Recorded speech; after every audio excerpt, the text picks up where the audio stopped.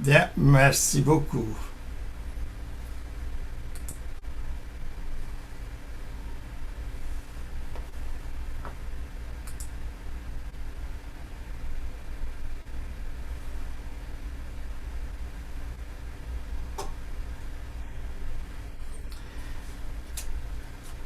Nous allons donc commencer avec notre module qui est l'AGOA de ses débuts jusqu'à nos jours. Cette formation vous est donc présentée par moi-même, Dr. Joël Chisso, avec Global Trade and Management Consulting, qui est une agence de conseil pour le commerce international et le management basé ici aux États-Unis en Caroline du Nord.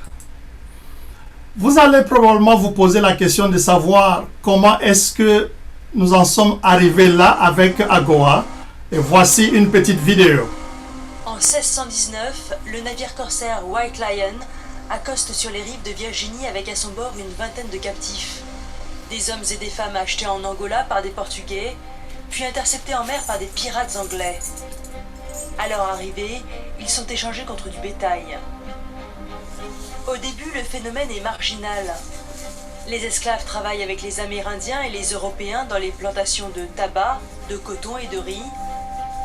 Mais bientôt, les propriétaires voient l'avantage de cette main-d'œuvre corvéable à merci. Au XVIIIe siècle, des centaines de milliers d'Africains sont déportés vers les futurs États-Unis. Ils donneront naissance à des millions d'esclaves, principalement exploités dans le sud du pays. Pourtant, le mouvement abolitionniste grandit dans le nord industrialisé et la traite transatlantique est interdite en 1808. En 1860, l'élection d'Abraham Lincoln à la présidence met le feu aux poudres. Le 13e amendement de la Constitution impose la fin de l'esclavage. Commence alors pour les affranchis et leurs descendants une nouvelle ère, celle de la ségrégation. Le voilà, Léopold II, regardez bien parce que ce sont des images rares, étant donné qu'il y en a très peu. C'est l'homme qui est avec la grande barbe blanche en uniforme, à gauche, avec sa canne. Le voilà, le roi... Qui met ses lunettes, oui, là. absolument, c'était un monocle qui voulait regarder. Voilà. Alors il charge cet autre homme de découvrir un peu le Congo, si vous voulez. Il s'appelle Henry Morton Stanley, le fameux Stanley et Livingstone. C'est lui qui va parcourir une grande partie de ce pays, et c'est le roi lui confie la tâche de prendre pied en son nom sur la rive du Congo. Et il s'aperçoit en avançant que les Français sont sur l'autre rive. Vous savez, un certain monsieur Brazza, Savognan de Brazza, qui a créé Brazzaville. Et c'est à partir de ce moment-là que le Congo va être séparé en deux États. D'un côté, le Congo Brazzaville, et de l'autre côté, le Congo Libreville. Alors, on a vu là tout à l'heure, on voyait la pesée du caoutchouc. Voilà le premier président de la République à droite, Kasavubu, et puis le roi des Belges. Nous sommes le 30 juin 1960. Il est venu à Léopoldville, parce que la capitale s'appelle Léopoldville. Évidemment, on a donné le nom du roi à cette capitale, qui va se transformer en Kinshasa quelques années plus tard.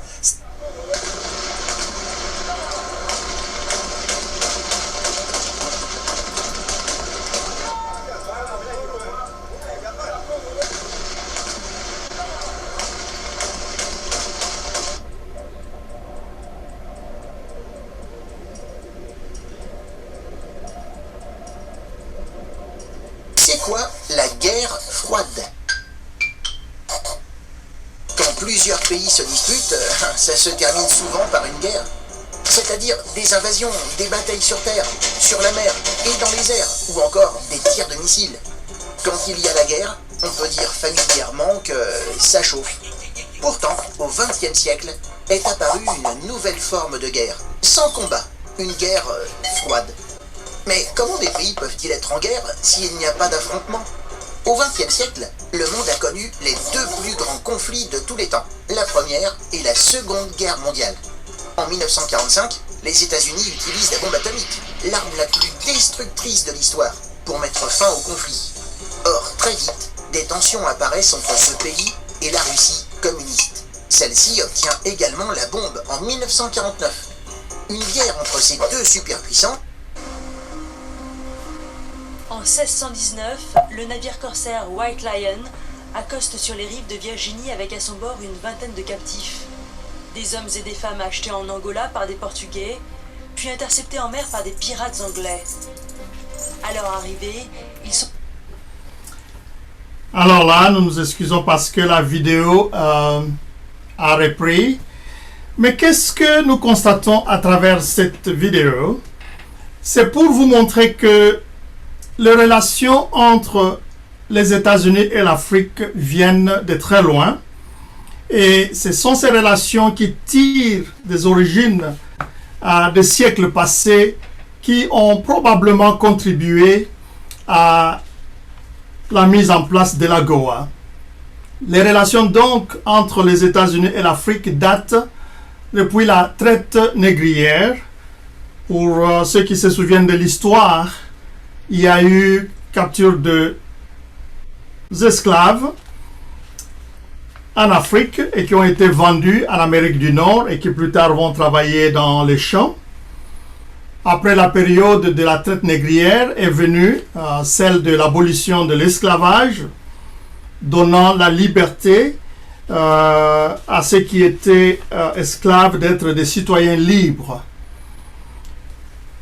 Longtemps après est venue la période de colonisation et à travers cette période de colonisation, les colonies européennes ont produit beaucoup de choses ou fait des plantations en Afrique, exploité les matières premières pour les vendre en Amérique du Nord, spécialement aux États-Unis. La période de colonisation a été suivie par des indépendances. Les indépendances parmi lesquelles les États-Unis ont beaucoup contribué pour que les pays africains deviennent indépendants. Malheureusement, les indépendances ont été suivies par beaucoup de conflits politiques et ethniques, comme nous avons vu dans la vidéo. Bien, des gens se sont entretués, parfois dans le même pays ou entre deux pays. Est venue ensuite la période de la guerre froide, durant laquelle les États-Unis et l'Union soviétique se sont affrontés sur des territoires étrangers et beaucoup plus spécialement en Afrique. Plus tard, la période de la guerre froide va être suivie par des conférences nationales souveraines au cours desquelles les États-Unis ont beaucoup encouragé les peuples africains à aspirer à la démocratie et à se choisir leurs dirigeants. Et ensuite est venue la mondialisation. Et au cours de la mondialisation, le monde est devenu un petit village. Nous pouvions nous voir tel que nous nous voyons aujourd'hui. Nous pouvons nous déplacer si facilement, faire le commerce entre différentes frontières. Et au cours de cette mondialisation, nous avons vu beaucoup plus l'émergence ou ce que nous pouvons appeler l'invasion chinoise. Ils se sont retrouvés partout, dans tous les continents, spécialement en Afrique, avec comme objectif de faire le commerce. Et l'invasion chinoise, où beaucoup plus de nos temps, nous voyons l'émergence de la démocratie. De peuples se choisissent leurs dirigeants, tant bien que mal. Nous n'allons pas beaucoup discuter sur cela. Mais quand il y a la démocratie, il y a aussi l'éclosion du commerce entre les nations.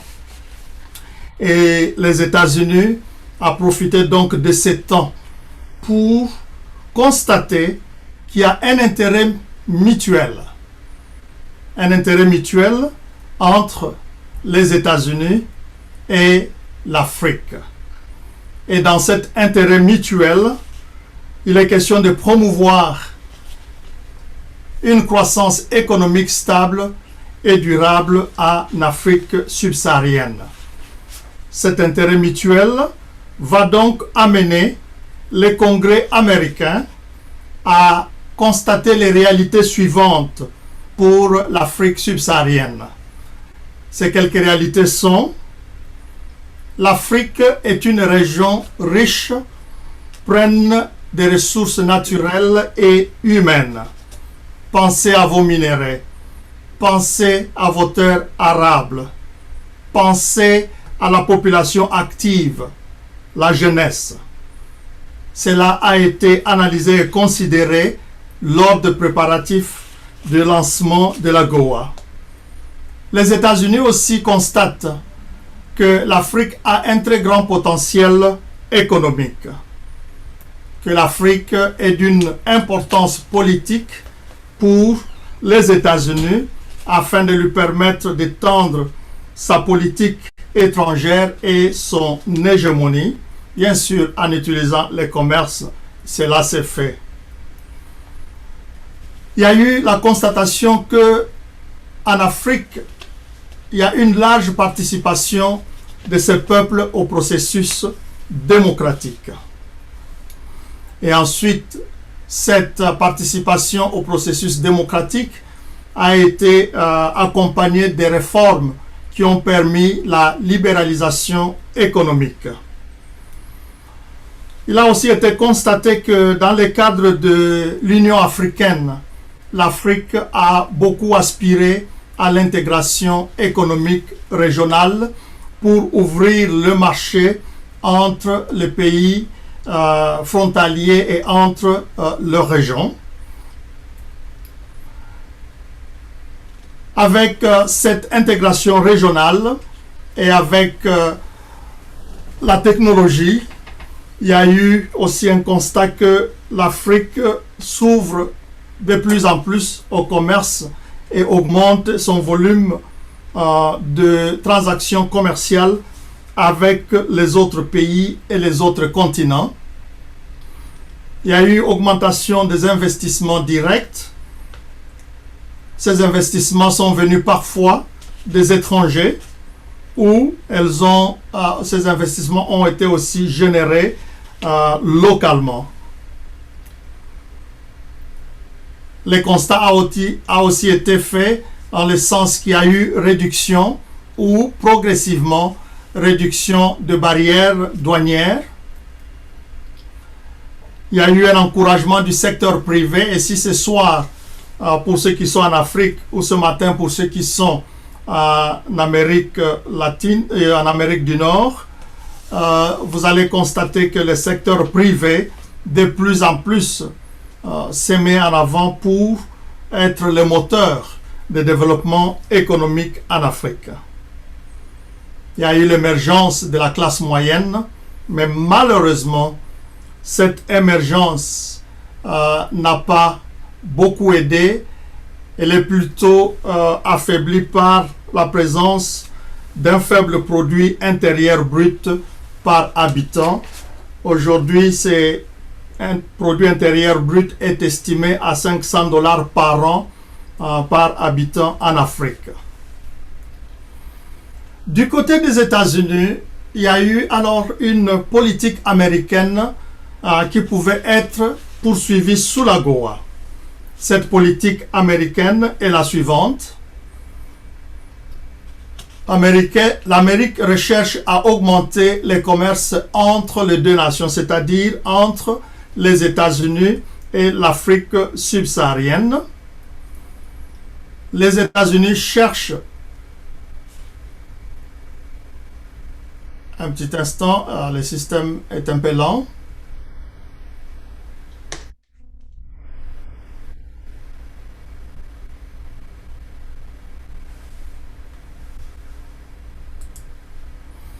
Augmenter les investissements entre les deux nations, réduire les barrières tarifaires et non tarifaires, soutenir les efforts de l'intégration régionale de l'Afrique subsaharienne, négocier les accords de libre-échange, créer des zones de libre-échange, se concentrer sur les pays attachés à l'état de droit, à la réforme économique et à l'éradication de la pauvreté, renforcer et étendre le secteur privé, soutenir les entreprises appartenant aux femmes, soutenir les petites et moyennes entreprises, faciliter le développement de la société civile, créer les forums de coopération commerciale et économique entre les États-Unis et l'Afrique subsaharienne et enfin lutter contre la corruption. Cependant, les États-Unis ont posé des conditions pour qu'un pays de l'Afrique subsaharienne devienne membre de l'AGOA. Ces conditions sont d'ordre politique, d'ordre économique et d'ordre social ou en quelque sorte lié à la société civile. Voyons en premier lieu les conditions qui sont liées à la politique. Pour qu'un pays soit de l'AGOA, il doit être attaché à l'état de droit, accepter le pluralisme politique, avoir moins d'ingérence dans l'économie, c'est-à-dire ne pas nationaliser les entreprises par exemple, être attaché au droit du travail tel qu'il est reconnu sur le plan international, avoir la protection ou protéger les entreprises privées ainsi que le bien des privés, pratiquer une justice équitable entre les citoyens, promouvoir l'égalité de tous devant la loi, lutter contre la corruption, créer des conditions de sécurité nationale pour les États-Unis, c'est-à-dire ne pas être une menace pour la sécurité nationale américaine, réduire la pauvreté, adhérer aux lois internationales, accepter la politique étrangère des États-Unis, créer des infrastructures pour faciliter les commerces dans le pays ainsi qu'avec les pays étrangers, avoir donné l'accès aux soins de santé, lutter contre le terrorisme sur le plan international et enfin créer des conditions d'accès à l'éducation. Sur le plan économique, les conditions pour être pays membre de l'AGOA sont les suivantes. Éliminer les barrières douanières, accepter l'arbitrage dans le cadre de commerce international, protéger les investissements, protéger la propriété intellectuelle, accepter la création de syndicats des travailleurs bien sûr, encourager les microcrédits, créer la promotion ou des conditions de promotion du secteur privé et accepter la justice équitable pour que tout le monde puisse avoir accès au commerce. Du point de vue de la société civile, les conditions pour être pays AGOA sont les suivantes. Accepter la résolution pacifique des conflits, avoir une bonne gouvernance, créer des lois et des conditions acceptables pour les travailleurs, s'engager à lutter contre la corruption, faire la promotion de la démocratie. Mais l'éligibilité dans l'AGOA n'est pas indéfinie ou indéterminée. Chaque année, le président américain revoit les performances de chaque pays africain pour savoir si ces pays se conforment aux conditions que nous venons d'évoquer. Au cas où le pays ne se conforme pas à toutes ces conditions, il peut être exclu de l'AGOA. C'est le cas que nous avons connu par exemple avec le Congo qui avait été exclu en 2010, prenant effet en 2011, et la réintégration a pu avoir lieu en 2020. L'AGOA organise un forum et ce forum a pour but donc un forum sur le commerce et la coopération économique entre les pays africains et les États-Unis. Le but de ce forum, c'est de créer des réunions annuelles de haut niveau entre les hauts fonctionnaires américains et africains. L'AGOA Forum a pour but de discuter de l'expansion des relations commerciales, d'investissement entre les États et entre les États-Unis bien sûr et l'Afrique subsaharienne. Mais le forum n'est pas fait simplement pour les politiciens. Participe aussi à ce forum le représentant des entreprises privées, ensemble avec, je vais donc dire les représentants des entreprises privées des États-Unis et ceux de l'Afrique se retrouvent aussi annuellement pour discuter de l'occasion de la croissance de commerce entre eux. Participe aussi à ce forum le secteur privé. Ça veut dire que vous qui êtes là, si vous avez des possibilités financières, lorsque le forum annuel est organisé dans un pays quelconque, vous pouvez vous inscrire pour y participer. C'est toujours une bonne occasion de participer à ces réunions parce qu'elles vous permettent d'apprendre davantage sur l'AGOA. L'AGOA apporte une assistance technique à ses pays membres. Cette assistance technique sert à développer les relations entre les entreprises américaines et les entreprises en Afrique subsaharienne à travers les joint ventures, c'est-à-dire qu'une entreprise africaine peut se lier,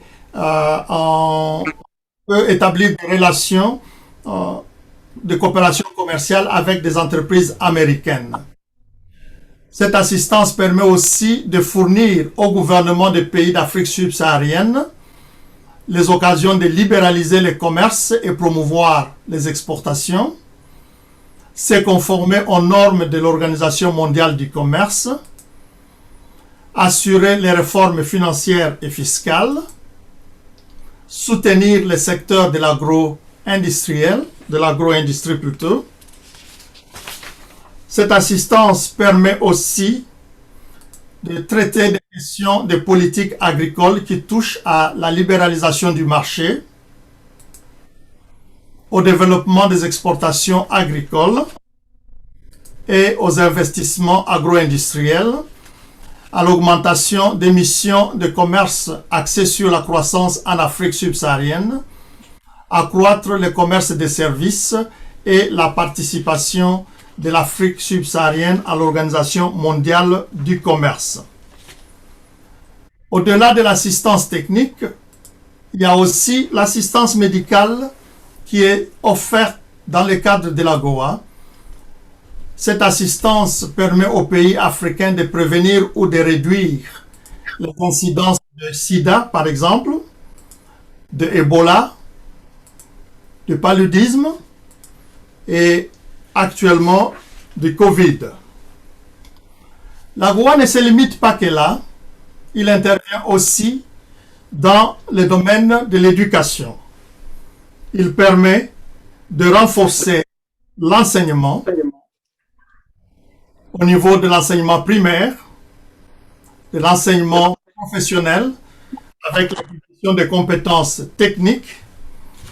Il permet d'introduire l'enseignement au niveau intermédiaire pour la gestion des entreprises, introduire la formation commerciale au niveau de l'enseignement supérieur. L'AGOA permet aussi d'améliorer des pratiques agricoles africaines. Jusqu'à présent, nous savons que l'Afrique utilise un peu de méthodes bien anciennes, mais l'AGOA vient aider pour améliorer ces conditions ou ces pratiques de culture. Dans ces domaines, l'AGOA permet ou mène les études sur les moyens d'améliorer les techniques et pratiques agricoles. En détail, je peux donc dire que si vous êtes par exemple dans le domaine de l'agriculture, le premier objectif n'est pas de vous amener à exporter, surtout si le produit n'a pas encore les qualités exigées sur le plan international. L'AGOA donc vient vous aider à amener votre produit à un standard qui permet d'être accepté à l'exportation. Dans ce cadre donc des études pour améliorer les techniques et pratiques agricoles, l'AGOA vous aide à avoir la connaissance des insectes et des procédures d'assainissement. Il aide en apportant des techniques modernes d'agriculture et de conservation du sol. Il peut aussi intervenir dans le domaine d'équipements agricoles modernes, y compris l'entretien de ces matériels. Il vous aide avec les pratiques de culture intensive en amenant par exemple des semences améliorées. Il intervient dans la commercialisation des produits agricoles par des acheteurs potentiels. Qu'est-ce que nous pouvons donc retenir en conclusion avec l'AGOA? L'AGOA est un programme multisectoriel qui n'est pas simplement limité à l'exportation des produits. Il veille à ce que les gouvernements dans le pays où vous êtes, spécialement en Afrique donc, puissent créer des conditions qui vous permettent d'exercer votre commerce dans de bonnes conditions, c'est-à-dire en créant des infrastructures, par exemple, en sécurisant votre investissement. Sur le plan du commerce, l'AGOA vous permet de produire ou d'accroître les capacités de production et d'être en mesure d'exporter votre produit, mais il intervient aussi dans les domaines sociaux, les domaines de l'éducation et les domaines de l'environnement. Voilà brièvement ce que c'est que l'AGOA et son rôle. Nous allons ouvrir un temps de questions pour vous permettre de poser des questions sur ce qui a été présenté ou d'autres préoccupations que vous avez. Et nous allons passer à l'étape suivante. Pour poser des questions, bien sûr, nous sommes nombreux. Déjà 74 personnes connectées.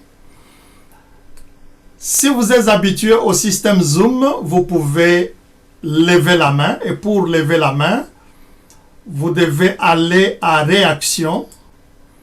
Et là, vous verrez le symbole de main levée. Mais si vous n'avez pas la possibilité d'utiliser cela, vous pouvez tout simplement balancer votre main. Et nous allons vous voir à partir d'ici et vous accorder l'occasion de poser votre question. Moi, je vais ouvrir ma vidéo. Comme ça, vous avez l'occasion de me voir. Nous avons déjà 3 questions. Je vais y aller dans l'ordre que je vois ici. Joseph Benza, vous pouvez ouvrir votre micro et poser la question.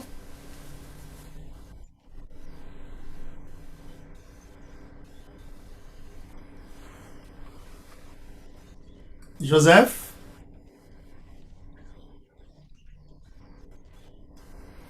Ok, nous pouvons passer à Samba.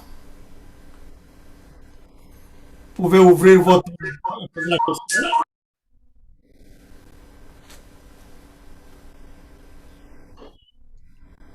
Samba? Allô? Allô? Oui, nous vous écoutons. Allô? Vous m'entendez? Oui, oui, très bien. Alors, bonjour et merci beaucoup pour l'exposé. Voilà, bien résumé, je crois avoir saisi. Alors, je sais pas, peut-être j'ai loupé quelque chose. Je ne vois pas la Goa par rapport au textile. Je n'ai pas une information par rapport au textile. Merci beaucoup pour la question sur les textiles. C'est le module qui est prévu dans les jours qui viennent. Ok, merci. En tant qu'expert de la Goa, j'ai souvent vu les gens mettre de l'emphase sur deux choses. Exporter, exporter, exporter. L'objectif, c'est de vous aider d'abord à accroître vos capacités de production. Ensuite vient la question des textiles, qui n'est qu'un produit parmi tant d'autres. La Goa vous permet d'exporter 6800 produits avec 1200 ou 1300 additionnels, donc au total 800 produits. Donc les textiles n'est qu'un des produits, simplement qu'il y a des conditions un peu plus particulières autour du textile et nous verrons cela dans les sessions qui viennent. Merci beaucoup, madame. Nous passons. Joseph, vous pouvez vous démuter maintenant?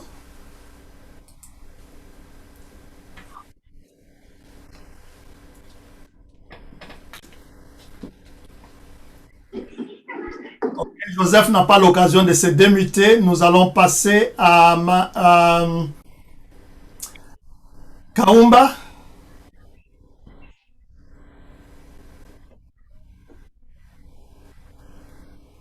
Vous pouvez vous démuter, Kaumba? Kaumba n'a pas l'occasion. Kabwika? Oh, bonjour, merci beaucoup, Dr. Ngoï. Ma question est celle-ci. Est-ce que la Goa peut-il aussi aider les agriculteurs qui préfèrent des produits agricoles non GMO et biologiques?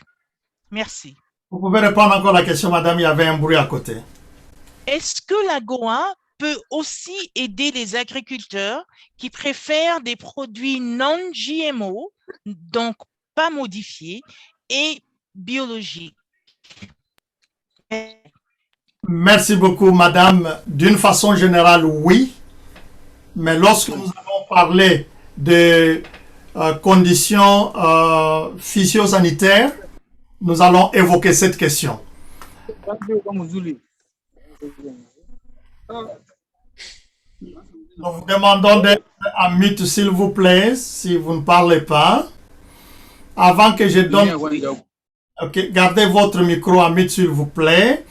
Avant que je puisse donner la parole pour la question suivante, nous avons notre facilitateur qui nous rejoint. C'est Monsieur Steve Landy.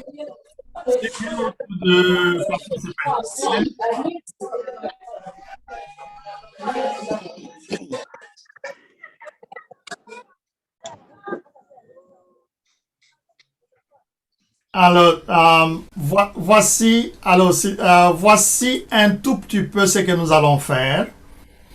Nous avons demandé à tout le monde de rester en mute.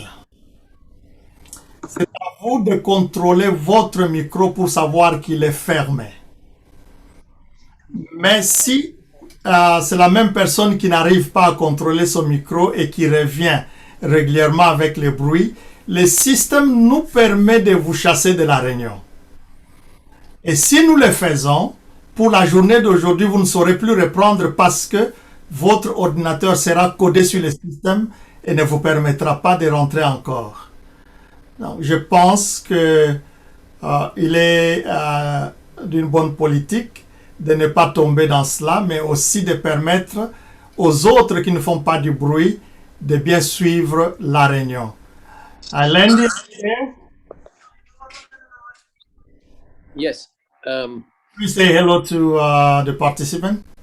Thank you very much for inviting me, Dr. Joel, to what is a very exciting and unique experience.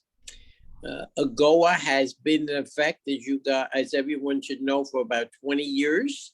But unfortunately, there was a 10-year hiatus during which time the Congo DRC did not receive the benefit. but due to the unique work of President Felix Tshisekedi to make sure the Congo met the criteria, you are now eligible. And one of the people behind that effort was Dr. Ngoy Nshisho, who contacted both the US and the Congolese government and did his best to expedite the redesignation. So thank you very much, Joel. I look forward to participating more fully next week because that's when I'm on the schedule. But I just wanted to join you today. Wish you the best of luck. Pass on 2 or 3 short shibboleths about what is required. One, AGOA work involves, I always tell everybody, deep pockets. Don't think you can just wake up one day, have an idea to export a product to the United States and do so. But you have to prepare, you have to learn the program, you have to get contacts in the United States, strategic partners, and you also have to have some capital because it takes time for any export to be welcomed onto the market. 2, many countries have tried without success in terms of AGOA. In fact, if you eliminate garments, textiles, and apparel, there are very few successes in AGOA. However, the Congo DRC is doing it correctly by reaching out to the small producers because that's who you are supposed to be working with. And hopefully through them and through making the appropriate contacts, etc., one can begin to export products. And 3, the most important fact that one must look at, the most important element is to have a product that can be sold. And that's where many people have to begin with. We would also say that you can participate in AGOA without necessarily having a product because there are many services associated with it, whether you're involved with logistics, in terms of moving the product, whether you're in charge of branding, whether you're bringing together different small producers. So there are many steps involved. With those 3 short comments, I would just like to thank Joel again for inviting me and wish you all good luck. And as we always say, in this very practical side of the United States, may your time not be wasted and may the benefits from the time you spent be inherited by your children and grandchildren. So I hope this is a very successful adventure. Thank you. Thank you very much, Mr. Landy. Landy venait juste de nous dire que ne pensez pas que vous pouvez vous réveiller un matin et commencer à pratiquer la Goa et réussir. Ça vous demande ses connaissances, ça vous demande de vous préparer, ça vous demande aussi d'avoir les moyens financiers qui vous permettent d'atteindre ces objectifs. Si nous avons parlé d'une liste de 8000 produits qui sont exportables sous la Goa, voilà le monsieur qui a établi la liste avec plus de 45 ans d'expérience dans le travail au département d'État comme attaché commercial. Aujourd'hui, lui et moi et Marc, nous travaillons ensemble pour aider différents pays africains. Nous allons passer à notre série de questions que nous avions commencé. Nous allons donner la parole à Mansé Vani. Vous pouvez vous démuter, s'il vous plaît. Yes. Merci beaucoup, Dr. Joel. My question is for Mr. Landy. Mr. Landy, are you listening to me? Yes, with pleasure. Yeah. I'm living in Canada. My question is, are there many requirements to be member of AGOA, or there is other things that we have to do to be member? Okay. May I answer, Joel? Go ahead, please. Okay. The answer is no. There are no membership requirements. The products, however, must qualify. And again, the Congolese government is in the process, together with the US government, setting up the paper procedures that you must do. You must demonstrate that the product that you want to ship is either a product of Africa, because they do allow something they call accumulation. So if you have inputs from different countries that are eligible for AGOA, so you could have something where the raw material may come from Rwanda and where you may finish it in Congo DRC. Unfortunately, it's been going the other way around until now, but the time has come to finish Congolese minerals in Congo. But putting that aside, but other than having the paperwork in place, I believe you can basically export. You have to have an importer of record in the United States to receive the product. But again, unless I'm not thinking of something, and Joel certainly would know, nothing else is basically required. Okay, thank you for your answer. La question a été posée de savoir s'il y a des conditions pour un individu d'être dans la Goa. Il n'y a aucune condition pour vous d'être dans la Goa. Cependant, les produits que vous voulez vendre aux États-Unis doivent être approuvés sur les produits qui peuvent entrer aux États-Unis. Voilà brièvement la question qui était posée et la réponse qui a été donnée. Mais dans les sessions qui viennent, nous allons encore élaborer là-dessus sur comment vous préparer à exporter votre produit sous la Goa. Ce sont des notions très très importantes. Nous vous conseillons de ne pas rater. Merci. Okay, if it's all right with Yes, Landy? okay, if it's all right with you now, I will depart for our schedule. I'm available if you need me, but I'm on the close by the phone.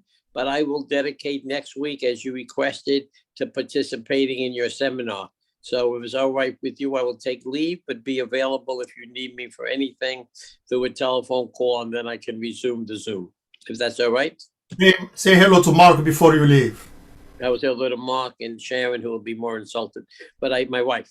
But I thank you very much for the conversation, and let me just make sure we answered the question that was posed, because I think the person who asked the question was going to say something. And does he have anything else to say, the person who posed the question? No, I don't have anything else. I was just wondering if me being in that conference, it's going to give me a password that is going to allow me to be a member. That was my concern. The password I used to everybody is 2 words: work and preparedness. Do your homework and get to work. I'm sorry. And also make sure there's a source of financing, because I know too many people who try this and they spend money and they do this and that. And then they say, oh, but I need help. Now, there are places you can get help, but I would say those are the 3 key words: preparedness, work, and finance. But other than that, I think you're well on the way with the first step of preparedness by participating in the seminar. I look forward to seeing you all next week. Thank you. Thank you, sir.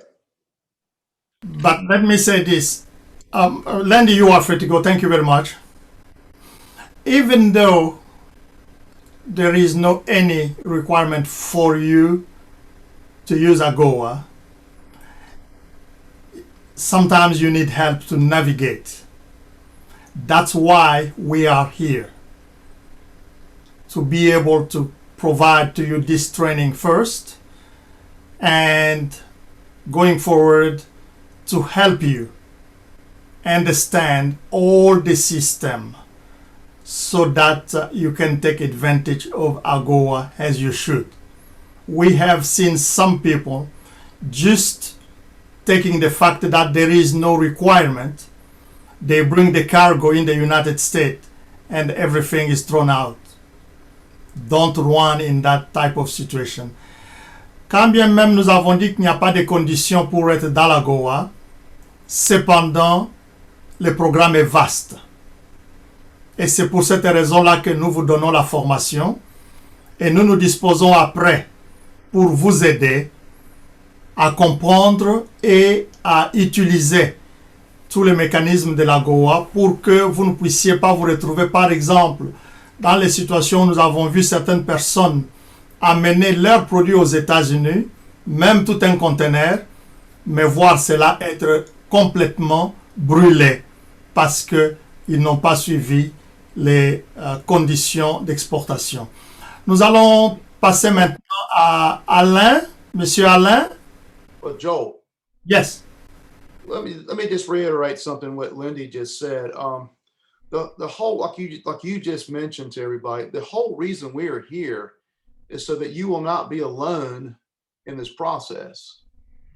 We're in the United States. We have, we're going to be able to hold your hand and be able to help you with the application process, to help you understand the procedures involved, to represent you, so that this won't be a blind thing where you just spend money, you'll lose your money. That's what we're here for.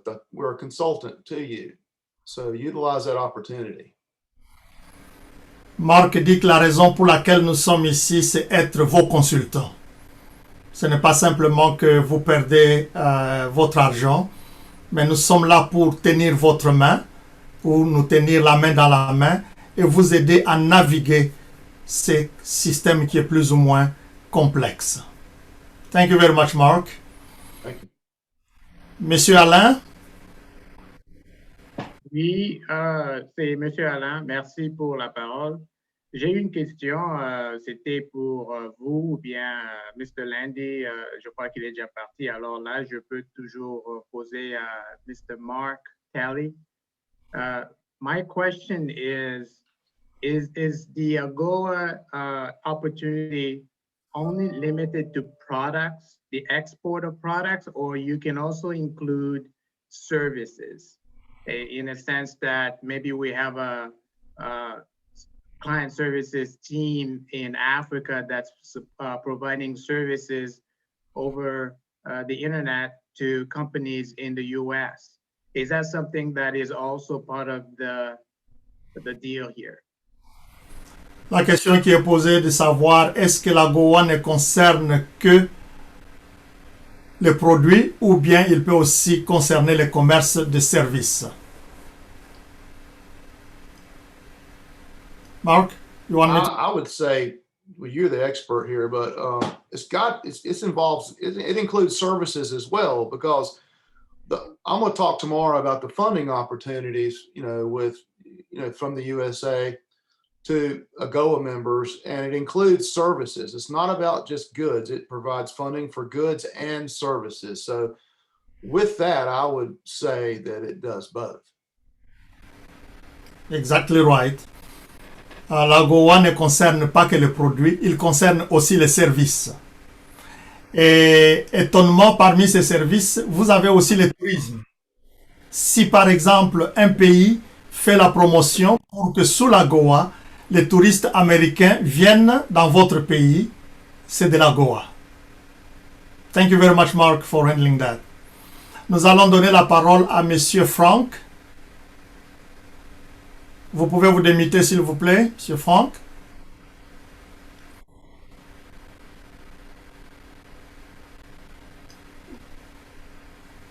Bonjour, docteur. Bonjour, tout le monde. J'ai une petite question. Je pense que vous avez déjà répondu, mais j'ai peut-être besoin d'un petit peu d'éclaircissement. Vous avez parlé des produits, plus de 6800 produits. J'avais fait aussi un peu de recherche après votre dernière présentation, mais je n'ai pas vu, à moins que je me sois trompé, je n'ai pas vu les produits véganes et végétariens.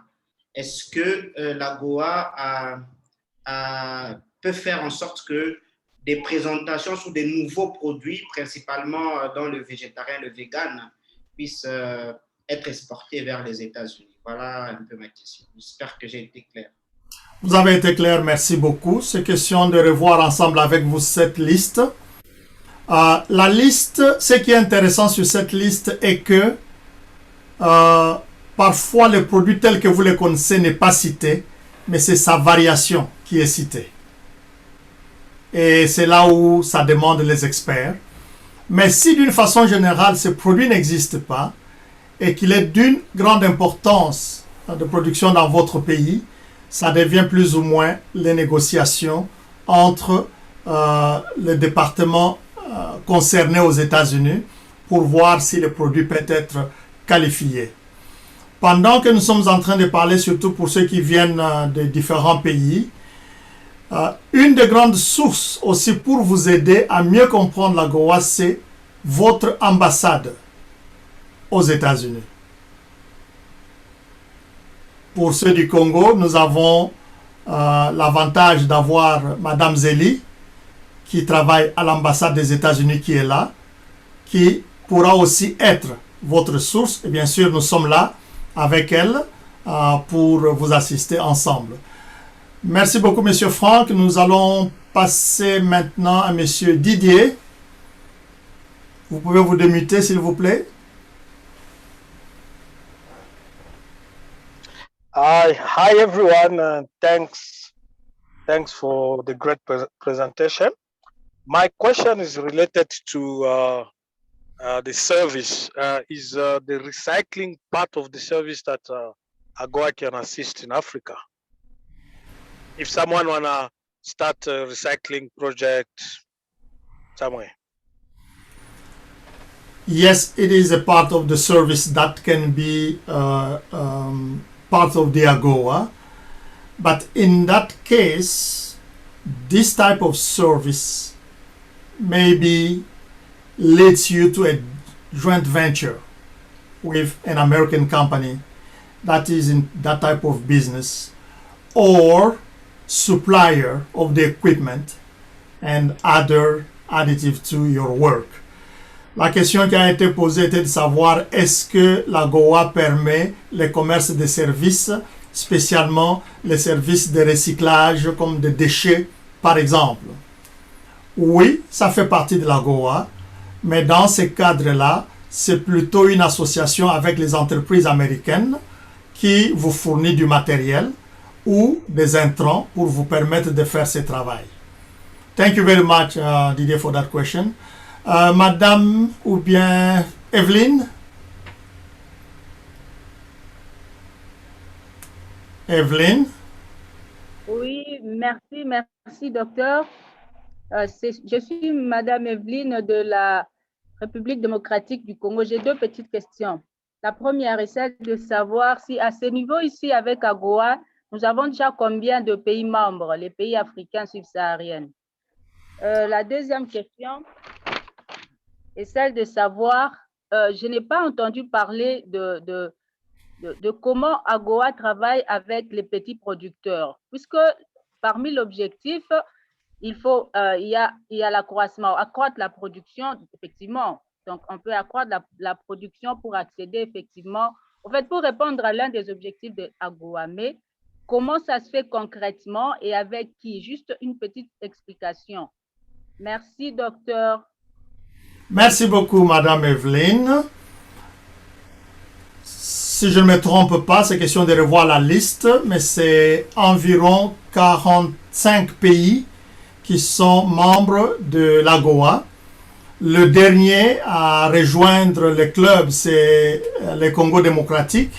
En dehors du Congo, il n'y a pas eu un pays qui a été exclu cette année ou un autre pays qui a été accepté, mais la liste peut être vérifiée ensemble.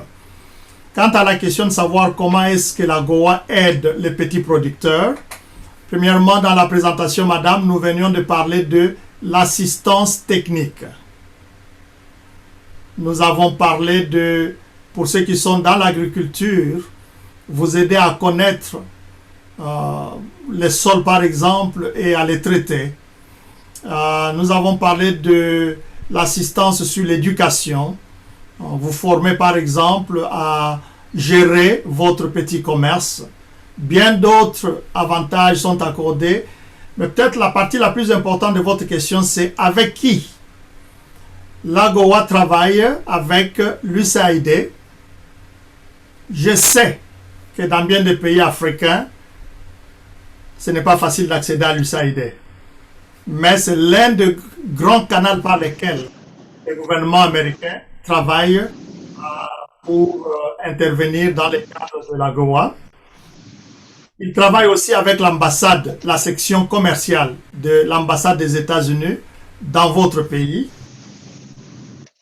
Et permettez-moi de vous dire qu'il travaille aussi avec moi en tant que consultant. Il peut vous donner une formation. Il peut prendre votre question spécifique et la soumettre dans leur service afin qu'on puisse voir, trouver la réponse ou bien mettre ça dans leur banque de données pour une analyse. Merci beaucoup, madame. Nous allons donner la question, la parole à Maître Eric. Oui, merci beaucoup, docteur, pour la parole. J'ai une question en rapport avec l'assistance technique. J'ai suivi que vous avez fait allusion au développement des relations entre les entreprises américaines et les entreprises de l'Afrique subsaharienne à travers des joint ventures. Alors, vous venez de parler en profondeur, juste pour savoir concrètement, ça se passe comment. Je ne sais pas, peut-être qu'il y a un autre module qui explique ça. Je voulais comprendre, est-ce que la démarche vient plutôt de l'Afrique subsaharienne vers les entreprises américaines ou ce sont les entreprises américaines à travers, je ne sais quoi, entrent en contact avec les entrepreneurs de l'Afrique subsaharienne? C'est comment que ça se passe concrètement? Merci beaucoup. Merci beaucoup, Maître Eric. Avant de répondre à votre question, je vais demander au 10 41 03 de se mettre en sourdine, s'il vous plaît. Le numéro apparaît 10 41 03. Si vous pouvez vous mettre en sourdine, s'il vous plaît.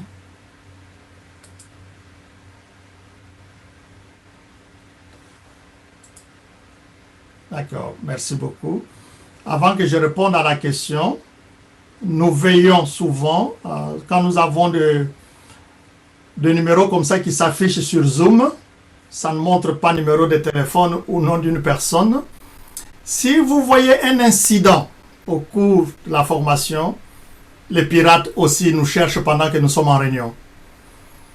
Mais nous sommes en train de veiller pour cela.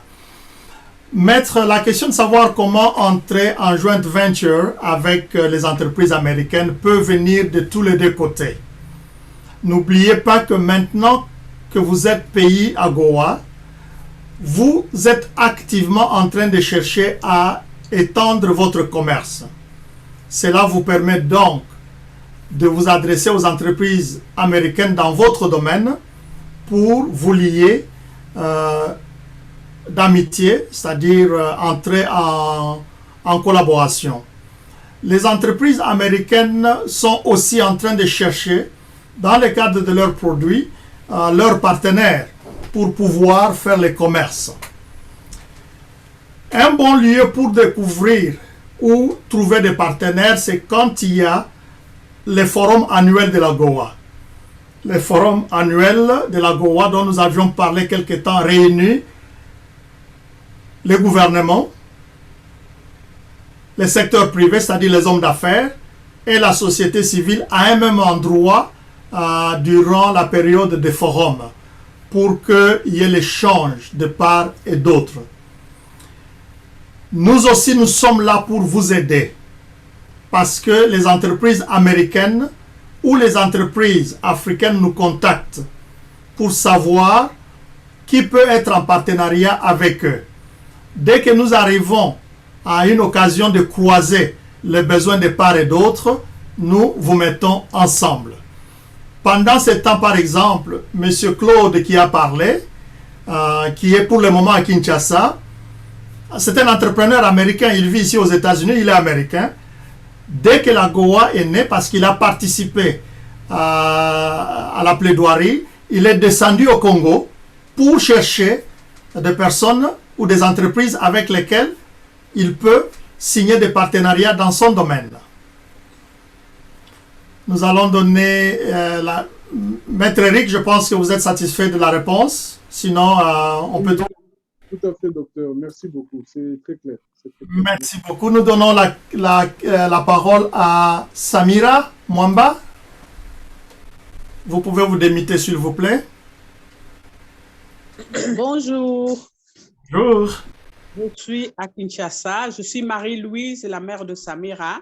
Nous sommes en train d'utiliser le même téléphone parce que le mien a eu quelques soucis. J'ai deux petites questions par rapport à ce que vous venez de dire.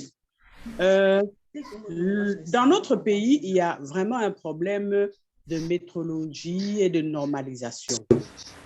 Et les produits que nous devons amener là-bas seront testés ici localement ou bien les États-Unis vont mandater une structure pour tester la qualité de nos produits? Parce que vous avez parlé de quelqu'un qui a amené tout un conteneur et puis finalement, on a brûlé. Pour éviter de courir ce risque, quelle structure va tester nos produits? Et la deuxième question, c'est par rapport, vous avez parlé de traitement de déchets. Ça, c'est quelque chose qui nous intéresse particulièrement. Nous avons vraiment un problème d'infrastructure. Qu'est-ce qui peut être fait pour qu'au niveau de notre pays, particulièrement la ville de Kinshasa, nous ayons du matériel pour le traitement des déchets? C'est vraiment un problème de santé publique, d'environnement, et nous sommes à l'ère des ODD. Merci beaucoup. Merci beaucoup, madame, pour la question. Dans les modules qui viennent, lorsque nous allons parler de l'exportation et des conditions sanitaires, nous allons aborder le point sur comment est-ce que votre produit peut être testé et qualifié pour être exporté. OCC, non? Mais d'une façon rapide, le produit qui doivent être testés par un laboratoire approuvé, il n'y a pas ces laboratoires partout en Afrique, sinon au Maroc et en Afrique du Sud. Mais comme nous le dirons dans ces modules-là, lorsque le moment viendra, un pays peut s'enregistrer, suivre la formation et s'accorder avec les États-Unis pour qu'un laboratoire soit installé dans ces pays-là ou un laboratoire soit désigné pour faire ses services afin que le produit soit accepté lorsqu'il arrive ici. Mais madame, cela ne concerne qu'un certain nombre de produits, pas tous les produits. Ce ne sont pas tous les produits qui doivent être testés, sinon ceux qui sont désignés pour être testés avant d'être envoyés ou expédiés aux États-Unis. Et parce que nous vous avons dit que la matière est abondante, restez collés à nous si vous pouvez. Comme ça, nous pouvons traiter les questions particulières quand vous commencez à faire votre commerce. Nous sommes outillés pour cela. Que faire pour que on puisse traiter les déchets, comment la GOA peut aider? Bon, madame, sans entrer en détail, beaucoup des entreprises ou beaucoup des entrepreneurs américains sont arrivés au Congo pour pouvoir aider ou signer des contrats, simplement traiter les déchets, nettoyer les déchets et les transformer. Mais être accepté a été tout un combat de titans et ça a échoué pour certains parce que le gouvernement pose des conditions qui simplement sont difficiles à réaliser.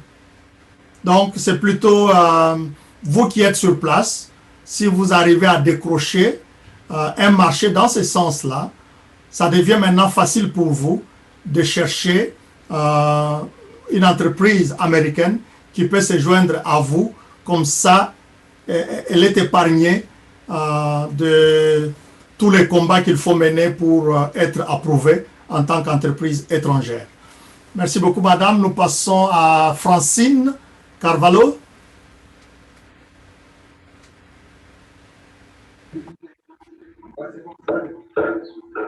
Bonsoir, monsieur Chiso. Oui, veuillez que vous... Bonsoir, monsieur Chiso. Oui, bonsoir. Merci pour la formation sur la GOA. J'ai deux petites questions. Je suis là avec notre coordonnateur, monsieur Jean-Marc Coulet, et notre présidente, madame Marie-Jeanne Andrade, dont je suis la vice-présidente. Ma première question est quelles sont les conditions d'éligibilité pour le secteur privé? Car je vous ai entendu donner les conditions d'éligibilité, mais il me semble que ça concerne que les États.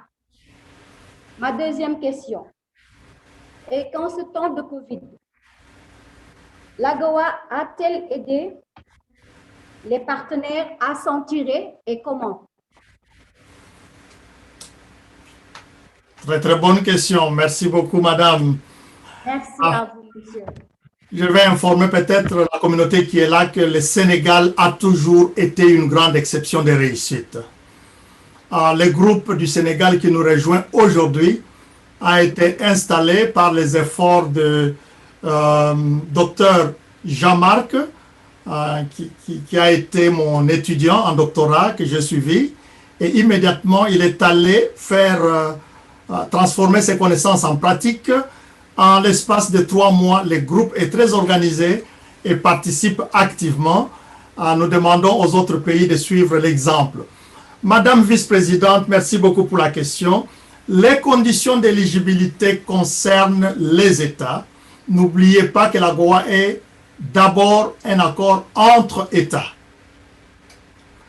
Tandis que l'entreprise ou le secteur privé bénéficie de cet accord, l'État en fait signe ces accords pour le privé. Cependant, si cette entreprise se retrouve dans le blanchissement d'argent ou en train de chercher à soutenir le terrorisme, par exemple, très très vite, cette entreprise va être sanctionnée parce que les services américains sont très actifs pour découvrir. Si une entreprise entre dans le narco, par exemple, c'est très facile de découvrir et d'être sanctionné en tant qu'entreprise. Est-ce que l'AGOA a déjà aidé les États? C'est une question complexe, madame. Tout dépend de quel côté vous posez la question, où vous vous situez. Lorsque nous avions fait la présentation de ce que c'est que l'AGOA et les conditions, d'une façon générale, moi en tant qu'expert, j'y vois les avantages qui sont accordés aux pays africains. C'est comme si les États-Unis nous ont invités à un buffet et a placé sur la table tous les menus possibles qui ne peuvent pas vous donner une maladie quelconque. Et il vous demande de choisir lesquels vous voulez manger. Et on vous dit même que c'est ouvert 24 heures sur 24. Mais si vous allez vous mettre sur votre bon divan amélioré dans la salle de dîner, et vous attendez que tous les menus se déplacent et viennent vers vous, je crois qu'il y a très peu de repas qui ont les jambes quand on les a préparés. Je parle un peu à la manière africaine. Hein? Jusqu'à ce que vous vous levez vous-même pour aller à la table. Vous mangez et vous dites maintenant je n'en peux plus. Vous revenez demain.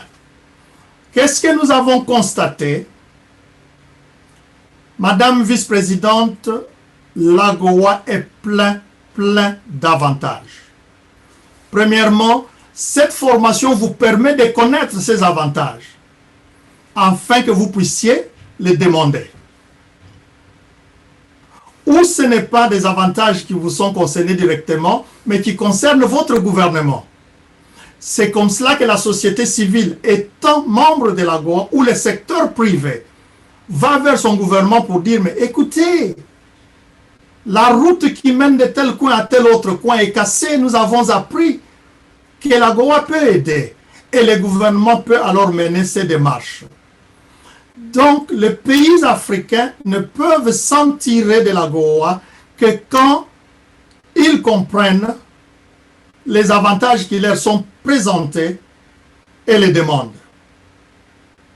Et notre effort, c'est de parler au gouvernement africain, de parler au secteur privé, mais de parler aussi au secteur, la société civile, que voici ce qui est là pour vous. Ça vous attend. Et quand il y a les démarches ou la réponse, ils peuvent. Quels sont les pays qui ont tiré le maximum de l'AGOA? Le Kenya a tiré le maximum parce qu'ils comprennent ce que c'est que l'AGOA. Et c'est le premier pays africain qui va bientôt signer les accords de libre-échange avec les États-Unis après avoir tiré les avantages de l'AGOA. L'Afrique du Sud a tiré totalement avantage. L'île Maurice, un tout petit pays, a tiré beaucoup d'avantages. Nous pouvons en citer tant d'autres et nous espérons que pour les 5 années qui restent, vous qui êtes à cette formation en tant que membre du secteur privé, vous puissiez parfois voir vos autorités dans le pays et dire, ne ratons pas le peu de temps qui nous reste. Merci beaucoup, madame. Nous passons à la personne suivante, Bob Kabashi.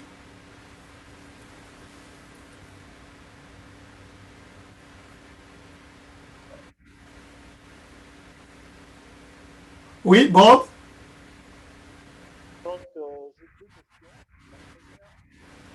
Bob, votre micro ne sort pas.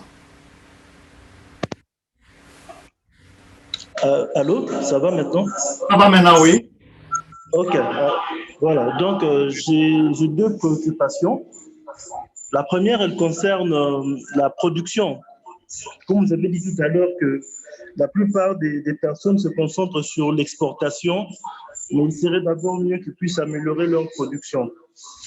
Alors, je voudrais savoir concrètement, pour aider les gens à améliorer leur production, il y aura des formations ciblées selon chaque secteur, par exemple l'agriculture, le textile et autres, pour savoir comment ça va se dérouler, qu'est-ce qu'il faut faire dans tout le processus de production. Ça, c'est de 1 et de 2. Concrètement, avec l'OCC et la douane au niveau de la RDC, comment ça va se dérouler? Il y a des accords qui sont déjà signés pour faciliter justement ces échanges-là où c'est encore en process. Merci. Merci beaucoup, Monsieur Bob. Demain, nous allons avoir les modules sur comment faire partie de la chaîne de production et de distribution. Peut-être que votre question pourra être abordée en détail. Quant à la question de savoir comment est-ce que l'OCC et les autres services au Congo s'y prennent, permettez-moi tout simplement de vous dire que le Congo a été en dehors de l'AGOA pendant 10 ans. Beaucoup à apprendre. Et tout dépend du gouvernement congolais. Nous restons disposés.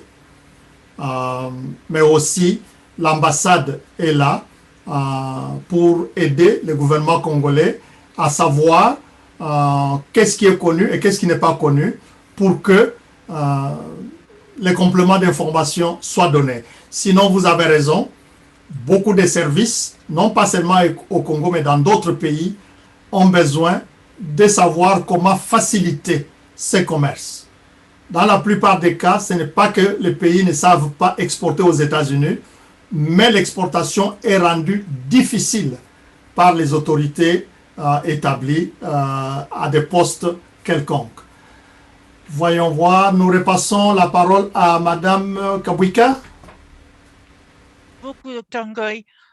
Je voulais savoir quand aura lieu le prochain forum de l'AGOA.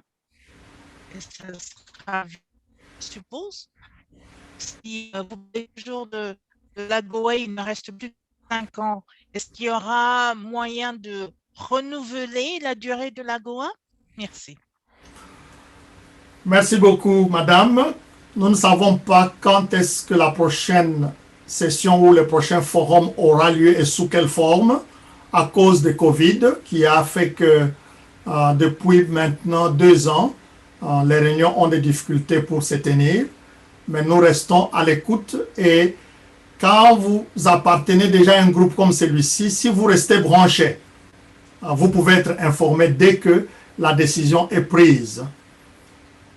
Néanmoins, à notre niveau, notre organisation pense que si le gouvernement traîne à cause des conditions de santé, la mobilisation des fonds et des personnes, nous allons organiser un mini-forum AGOA auquel nous allons inviter des personnes que vous êtes venant de différents pays pour entrevoir cette question de 5 années qui restent et faire des recommandations au gouvernement. Nous avons déjà envoyé quelques messages pour dire que bientôt 5 ans, et vous savez qui est président de l'Union africaine? C'est Fachi Beton. Donc Fachi Beton peut négocier pour toute l'Afrique et demander que ça soit, par exemple, prolongé. Et nous voulons bien offrir notre expertise pour que le président de la République se saisisse de cette occasion en tant que président de l'Union africaine. Si cela n'est pas fait, c'est plutôt au sommet prochain que bien des délégués, surtout du gouvernement, vont essayer de négocier pour obtenir cette extension ou bien savoir qu'est-ce qui va remplacer. J'ai assisté au dernier forum physique avec le président Donald Trump quand il était encore en place. L'idée était qu'on ne veut plus étendre l'AGOA. On veut que chaque pays africain passe à la signature des accords de libre-échange. Nous avons fait savoir à ces forums que ce n'est pas possible. Les pays africains n'ont pas encore la capacité de se battre à force égale avec une grande puissance comme l'Amérique. Et nous espérons que les discussions reviendront encore sur table. Merci beaucoup, madame. Nous allons donner la parole à madame Caroline Ponsolé. Nous voulons reconnaître aussi madame Caroline pour son effort au Congo à mobiliser beaucoup de participants qui nous rejoignent aujourd'hui. Madame Caroline? Oui, bonjour docteur, bonjour à tous. Moi, ce n'est pas vraiment une question, mais c'est peut-être une petite préoccupation.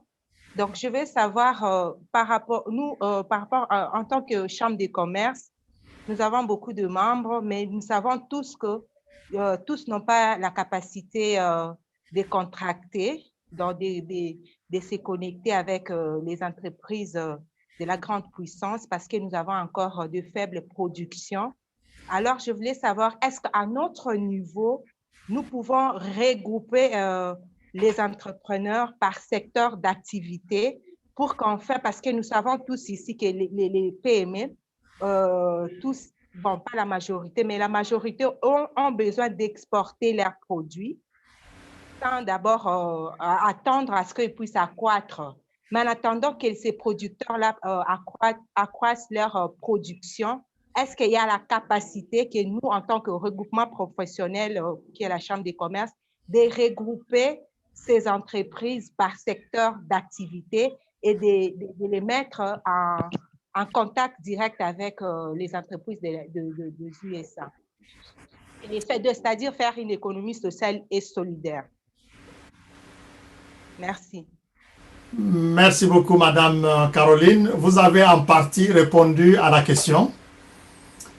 Lorsqu'on n'a pas assez de capacités financières, techniques, ressources humaines, travailler en coopérative ou organiser les entreprises que vous avez par secteur d'activité pour qu'ils agissent en coopérative devient la solution la meilleure.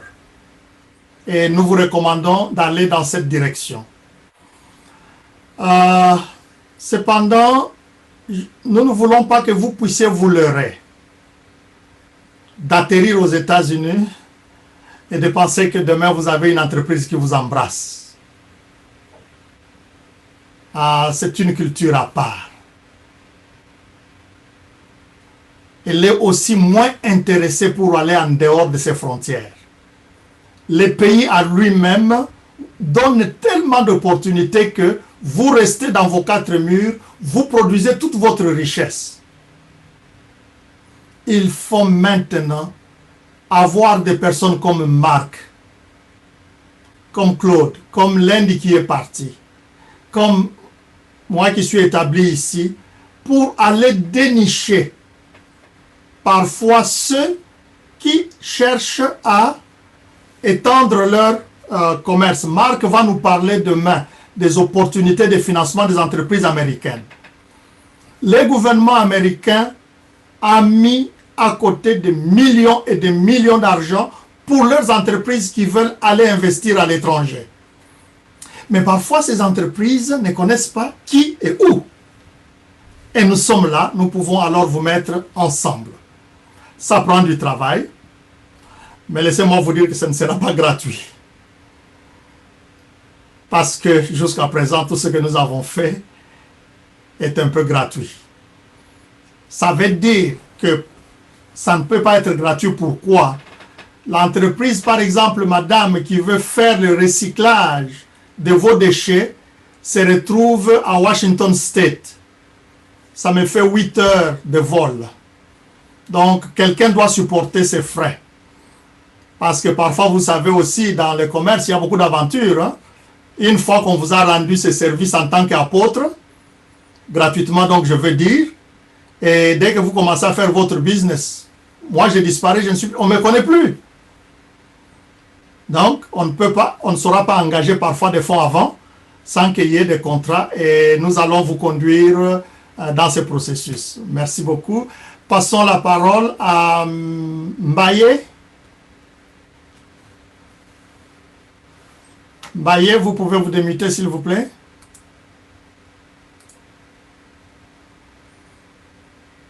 En attendant que vous puissiez ouvrir votre micro, nous allons passer à Samba.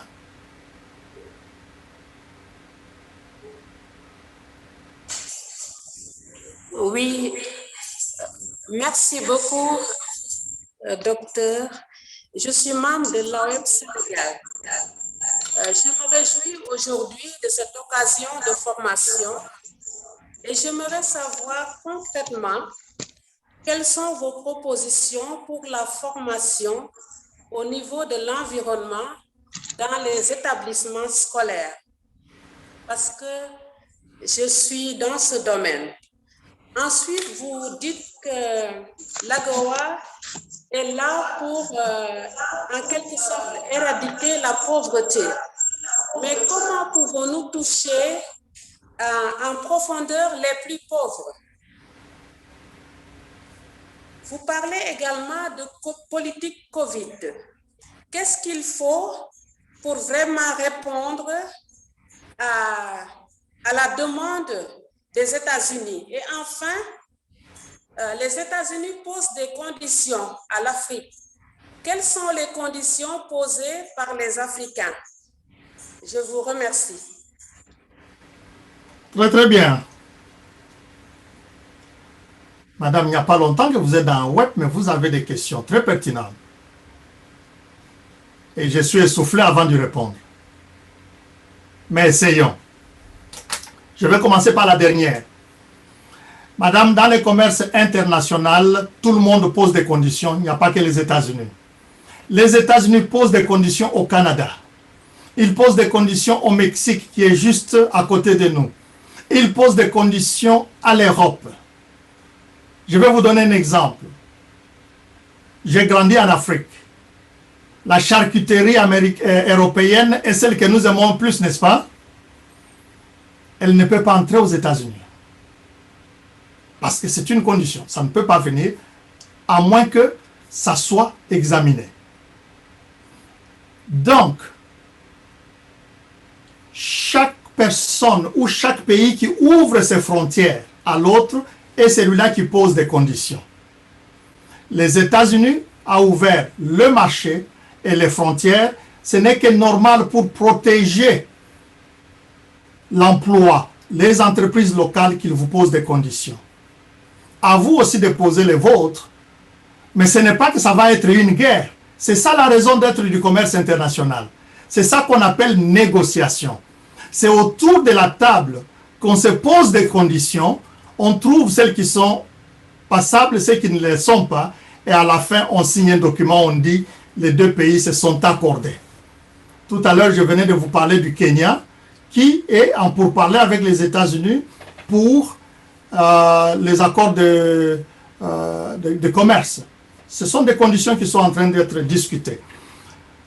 En ce qui concerne l'assistance de l'AGOA, par exemple, sur les établissements scolaires, encore une fois de plus, les États-Unis ne viendront pas vous chercher pour savoir si vous avez besoin de cette aide ou pas. Il a déjà offert ça à vos structures de demander les services. Et c'est à ce moment-là qu'on vous présentera parfois les mécanismes ou la procédure pour que ces services vous soient accordés. Laissez-moi vous dire d'emblée que lorsque vous avez un projet comme celui-là, courez rapidement vers l'USAID ou l'ambassade des États-Unis dans votre pays. Faites-vous recevoir afin de faire connaître ses besoins et entamer le processus pour que cela puisse être considéré. À la limite, nous sommes là Si ces portes ne sont pas ouvertes, mais nous allons vous faire payer. Et nous pouvons alors confectionner le projet pour vous et l'introduire auprès de l'USAID ou de tous les services qui interviennent dans ces cadres-là. Comment éradiquer la pauvreté? Le plus grand moyen qui permet d'éradiquer la pauvreté, madame, c'est aider la population à produire,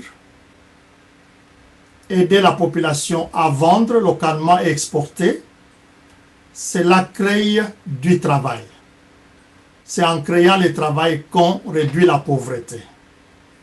Et la GOA, tout ce qu'il a fait, c'est vous offrir ces conditions, ces avantages, de telle manière que vous puissiez augmenter vos capacités de production afin de servir le marché local et si possible d'exporter et créer l'emploi pour réduire la pauvreté dans votre milieu ou dans votre pays.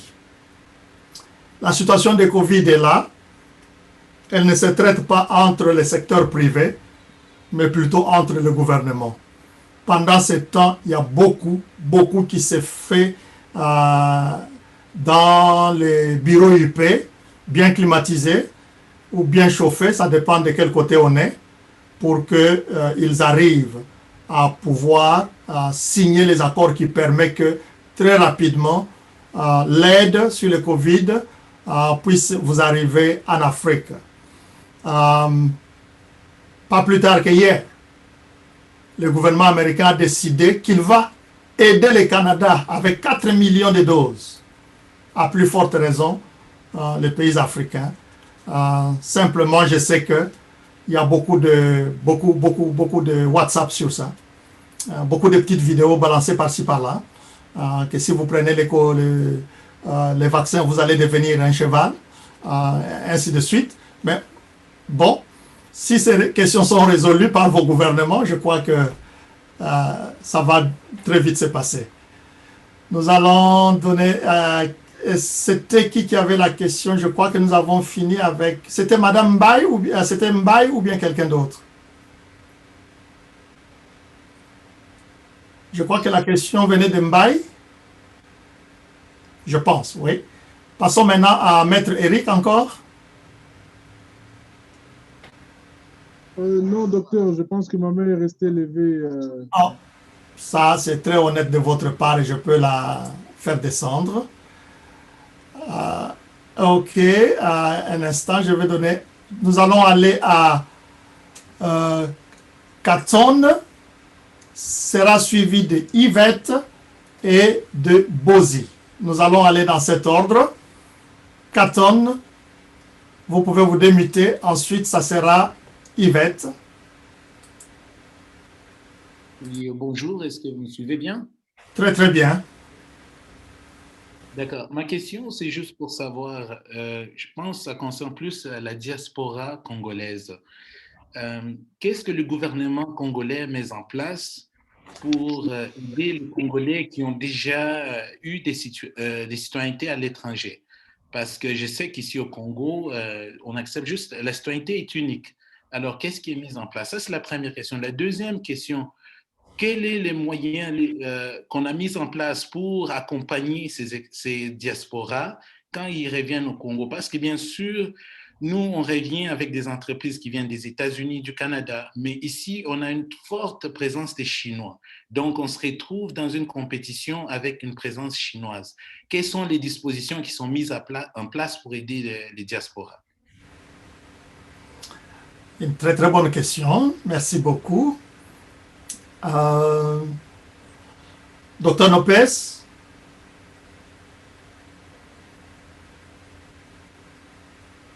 Oui. Vous pouvez un peu parler de comment nous sommes en train de nous organiser pour aider la diaspora? Oh là, vous m'avez pris. Vous m'avez pris par surprise. Merci beaucoup pour la confiance. Je risque de ne pas être efficace en réponse à cette question-là. Mais je pense que notre collègue sera là demain, on pourra peut-être lui préparer les éléments pour cela. Merci. Nous avons M. Claude qui veut prendre cela. Bien, bonsoir à tous et merci bien, docteur, pour la parole. Je pense qu'à ce niveau, nous devons faire la part des choses.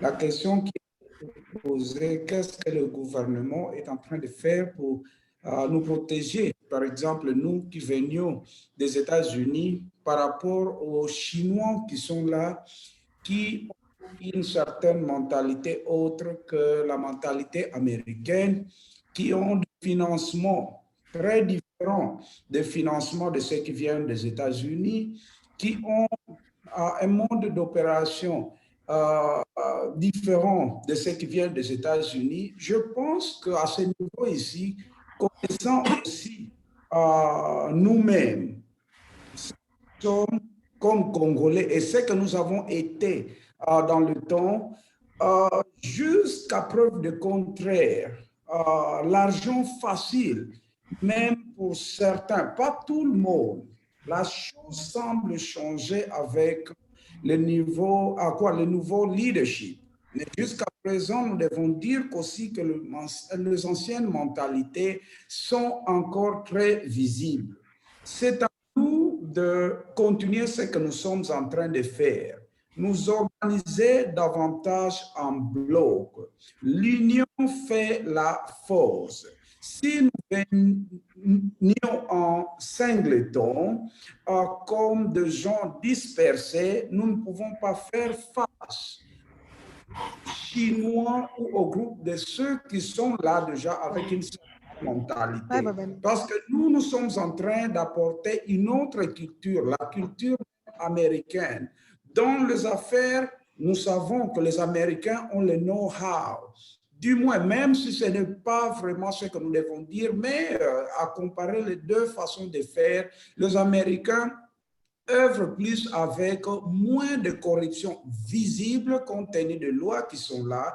Et pour nous, ensemble, avec un bloc commun, nous pouvons faire face à cela. Et je voudrais attaquer aussi l'autre problème, une question de mon frère qui a été posée concernant comment découvrir les entreprises américaines. Pour nous qui sommes Congolais, est-ce que ce sont les Américains qui doivent commencer ou c'est nous, les Congolais, qui devons aller vers les Américains?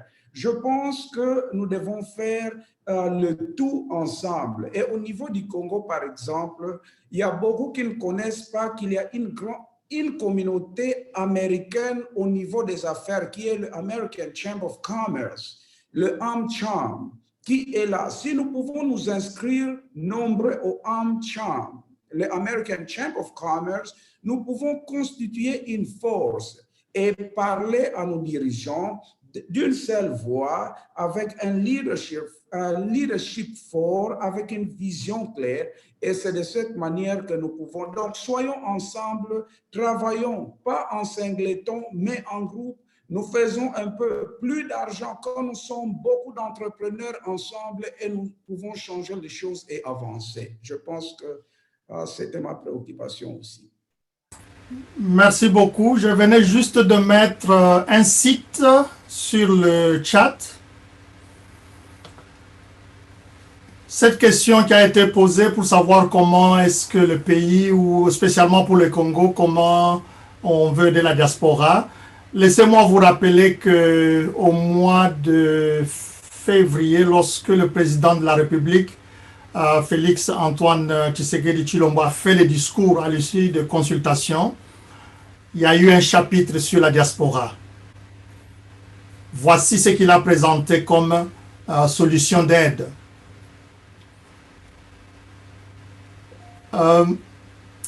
Recenser les Congolais de la diaspora et être en mesure de leur donner une carte, par exemple, qui leur permet de faire un certain nombre de choses. Faire en sorte que les Congolais de la diaspora participent aux élections, que les Congolais de la diaspora, si possible, se fassent élire au niveau de deux chambres du Parlement, et aussi revoir la question de double nationalité dans la révision de la Constitution. Quelle belle offre donnée par l'autorité du pays lui-même.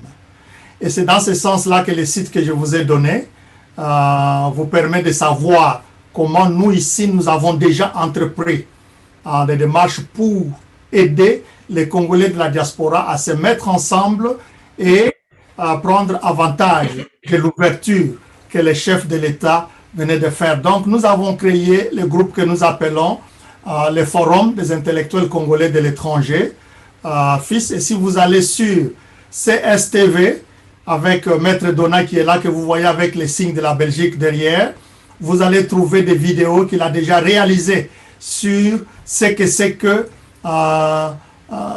ce groupe de Congolais de la diaspora qui compte déjà aujourd'hui plus de 200 membres s'organise. Et ce groupe a eu le privilège d'organiser lundi passé une très grande réunion entre la présidence de la République, l'ambassade des États-Unis et la diaspora répandue dans le monde entier. Donc, nous avons aussi ces informations qui sont sur notre site. Il y a cette question que je veux... nous avons la question de M. Alain. M. Alain, vous attendez parce que j'avais accordé la parole à quelques personnes, j'aimerais qu'il termine. Qui étaient les suivants? C'est Yvette ou bien c'est Katon?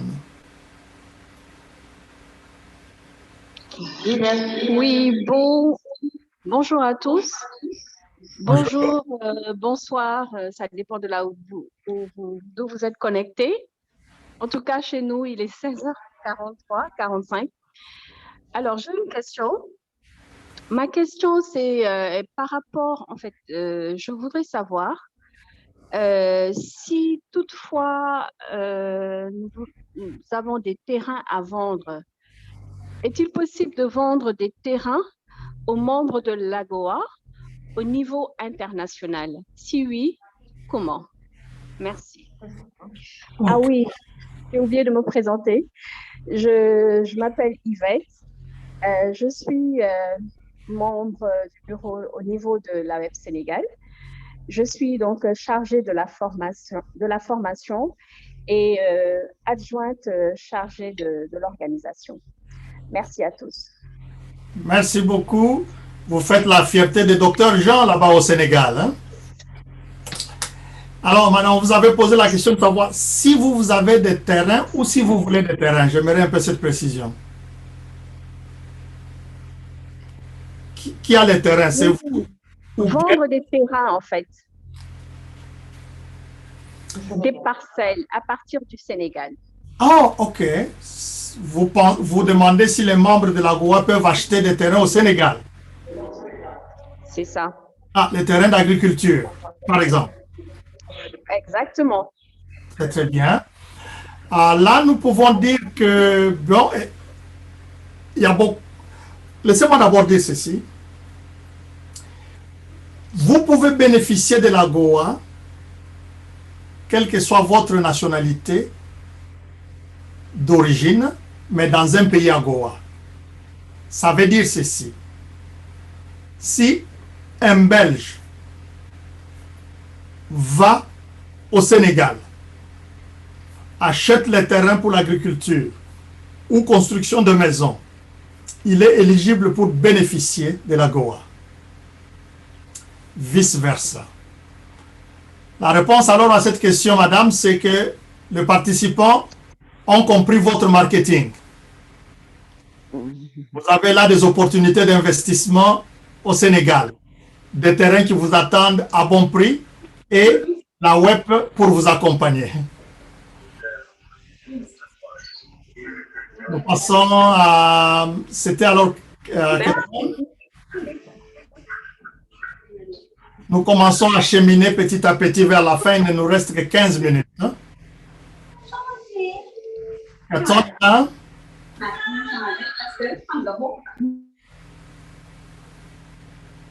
Non, il n'arrive pas à se déconnecter. Raymond?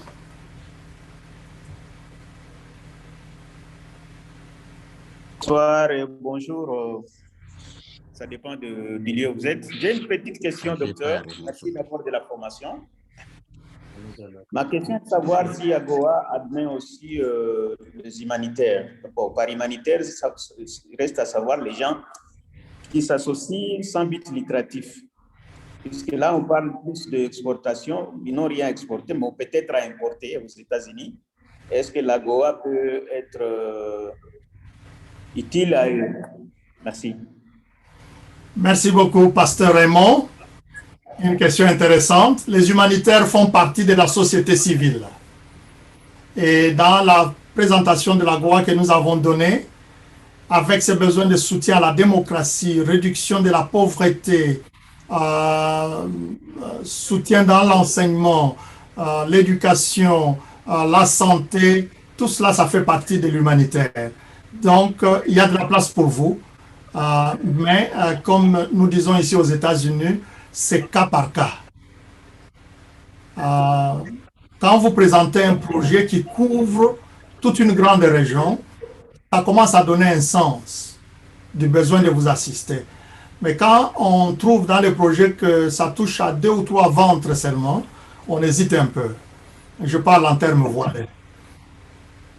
Merci, je comprends. Merci beaucoup. Alain, suivi de Bagwidi. Excusez-moi de mal prononcer le nom. Oui, c'est Alain, encore une fois. Merci de m'avoir passé la parole. Et donc, ma question, au fait, c'est ceci. Je disais que comme l'AGOA encourage le commerce entre États, donc nous nous engageons dans une relation d'offres et demande pour ceux-là qui sont dans les affaires, ils comprennent cela. Alors, ma question est ceci. Est-ce qu'il y a des forums ou bien des plateformes et agences américaines où nous pouvons nous ressourcer de ces listes des demandes d'achat et des produits venant de l'AGOA? Ça, c'est la première question. Et puis, j'ai 2 autres points à ajouter très vite.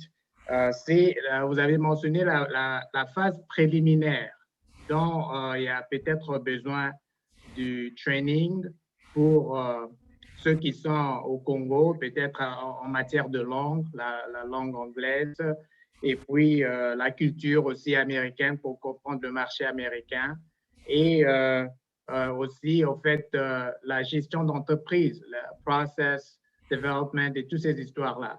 Alors, je voulais savoir le rôle de la diaspora congolaise, ceux qui sont déjà ici, comment peut-il aider ceux-là qui sont prêts à pénétrer ce marché ici américain et avec cette phase préliminaire. Et le dernier point, c'est sur les financements. Je sais que demain, il y aura ce module avec M. Mark Talley, mais je voulais savoir, est-ce que en tant qu'individu comme les private lenders ou bien hard money lenders, je crois qu'il comprendra, M. Mark Talley, est-ce que les Congolais peuvent aussi être ingérés ou bien, comment dire, devenir des comment on dit, d'ailleurs, lenders, hein, les gens qui peuvent financer les entreprises au niveau du Congo. Nous envoyons déjà l'argent. Donc, si on peut aider avec les microcrédits à partir d'ici, je parle de la diaspora congolaise à l'étranger, est-ce que c'est aussi une option? Merci. Mark va adresser cela. Mark, that is a question you will be talking about tomorrow. It's about funding. So I'm telling to the person with the question that you will address those questions tomorrow. Monsieur Alain, donc ça sera traité en détail demain. Gardez votre question pour demain. Et nous allons, mais en ce qui concerne aider, comment aider avec l'éducation ou la connaissance des produits qui sont à vendre, c'est effectivement ce que nous sommes en train de faire. Information, information, information. Moi, je n'aime pas appeler une session comme celle-ci session de formation. J'aime l'appeler session d'information. c'est une information continue. Et si vous êtes branché, vous aurez des réponses à ce genre de questions au fur et à mesure qu'elles viennent. Donc, avant que je donne la parole à ceux que je venais de citer, il y avait M. Bozy, à qui je n'avais pas accordé la parole alors que je l'avais déjà signalé. M. Bozy, vous pouvez y aller. Merci, docteur, pour la parole. Je suis M. Bozy, je suis enseignant ici aux États-Unis, dans l'État de l'Illinois. Et dans la Goa, je vais participer en tant que personnellement intéressé dans le business aussi, que je fais déjà ici. Alors, ma question est celle-ci. C'est deux volets. Je n'ai pas entendu le domaine de mine dans ce que AGOA fait. Ça a été exclu. Est-ce qu'il y a des raisons de cette exclusion-là du domaine de mine? Et ça, c'est de deux. Dans l'éducation, les secteurs sur lesquels l'AGOA se base, est-ce que c'est pour aider des institutions scolaires ou académiques des États-Unis à travailler avec les institutions académiques de nos pays de l'Afrique, ou c'est dans la vente de biens en termes d'éducation? Voilà un peu mes deux petites préoccupations. Merci beaucoup, M. Bozy.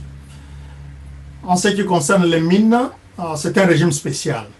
Il n'est pas exclu, mais il est traité d'une façon spéciale à cause de ses spécificités et de sa complexité. Donc, si vous êtes dans les mines, nous pouvons vous aider à part, mais dans les formations qui viennent, nous mentionnerons des éléments d'introduction sur ce qui concerne les mines. L'éducation, il ne s'agit pas de simplement vendre, c'est vraiment de l'éducation. Le gouvernement américain, à travers AGOA, par exemple, propose aux pays africains la formation de gestion des entreprises, le management, le commerce international. Ça, ce sont des modules de formation qui, soit ils sont donnés par ceux qui sont compétents dans le pays africain et ils reçoivent l'assistance de l'AGOA, ou bien en partenariat avec les universités américaines. Donc, ça se passe de la manière dont ce pays-là veut que ça s'organise. L'essentiel est d'avoir cette information. Nous avons nos deux derniers intervenants pour clôturer. C'est Baguidi. Je prononce mal un peu le nom, je m'excuse. Les miens, on les prononce aussi difficilement. Hein?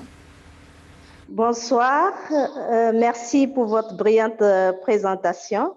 Je suis Madame Olga Baguidi, membre de AWEP Sénégal. Alors, ma question, c'est, en fait, je suis dans l'agroalimentaire, précisément dans la transformation des fruits et légumes en jus et en sirop. Alors, je vous ai entendu dire tout à l'heure qu'il y avait vraiment des conditions de pénétration de marché aux États-Unis et j'aimerais peut-être que vous brossiez ça rapidement par rapport à ceux et celles qui sont dans la transformation, dans le liquide. Quels sont vraiment les éléments qu'il faut pour la pénétration de ce marché?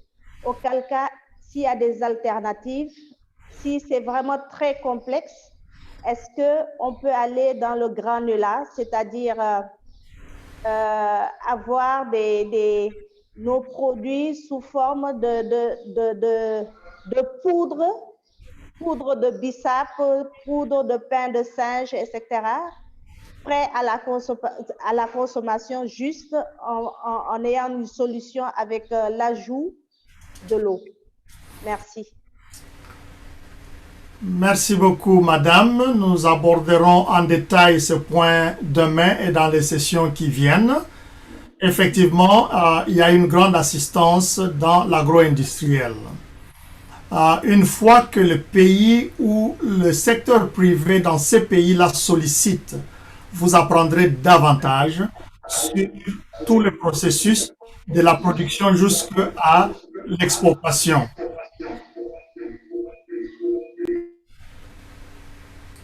Mais permettez-moi encore de reprendre ceci. Parfois, Richard, vous pouvez vous muter, s'il vous plaît. Richard. Richard. Vous pouvez fermer votre micro, s'il vous plaît.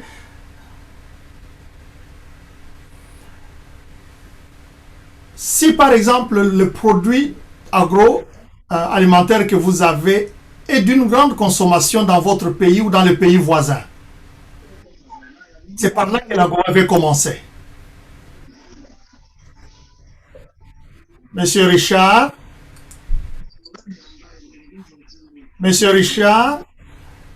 Sabou, j'ai vraiment peur de vous enlever parce que si je le fais, vous ne saurez plus assister aux sessions qui vont venir, mais vous avez payé votre argent.